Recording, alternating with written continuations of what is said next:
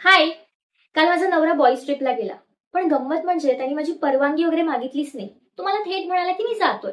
मी म्हणाले ओके जा, मस्त मजा कर, एन्जॉय कर. पण त्यानंतर तुम्हाला असंही म्हणाला की तू सुद्धा तुझ्या मैत्रिणींसोबत एखादी गर्ल्स ट्रिप प्लॅन कर ना. आय वॉज लाईक ओके, छान आयडिया. त्यानंतर मी माझ्या 3 मैत्रिणींना फोन केला. पहिली म्हणाली नाही ग, सासू सासरे काही परमिशन नाही देणार. दुसरी म्हणाली माझं बाळ 1.5 वर्षाचं आहे, त्याला सोडून मी कसं येणार आहे गर्ल्स ट्रिपला.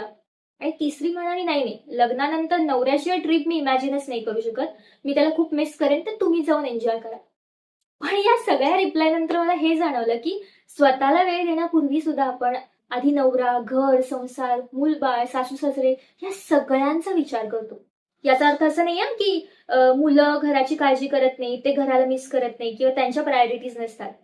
पण इतरांची काळजी करणं, काळजी घेणं, प्रेम, मातृत्व, वात्सल्य हे सगळं आपल्यामध्ये नैसर्गिकपणे असतं, इनबिल्ड असतं.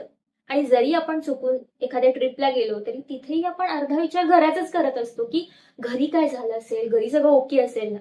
हे सगळं करत असतानाच मी माझं Instagram स्क्रोल करत होते. त्यावेळेस मला 2016चे माझे कॉलेजचे इंडस्ट्रियल व्हिजिटचे फोटो सापडले. 2016 मध्ये आम्ही सगळे गोव्याला गेलो होतो आणि तेव्हा मी येताना प्लॅन केलं, की चला MSc संपल्यानंतर मस्त जाऊन गोव्याला छान असं रिलॅक्स गर्ल्स ट्रिप करूया.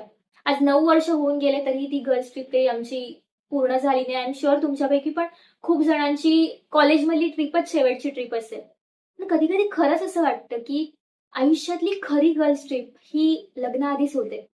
म्हणून तुम्ही आयुष्यातल्या ज्या टप्प्यावर आहात, जसे आहात, प्लीज स्वतःला वेळ द्या. कारण म्हणजे फक्त ट्रिप करणं, पिकनिक करणं हीच काही मजा नाहीये. तर खरी मजा आहे आयुष्यात स्वतःला कधीही न विसरू देणं.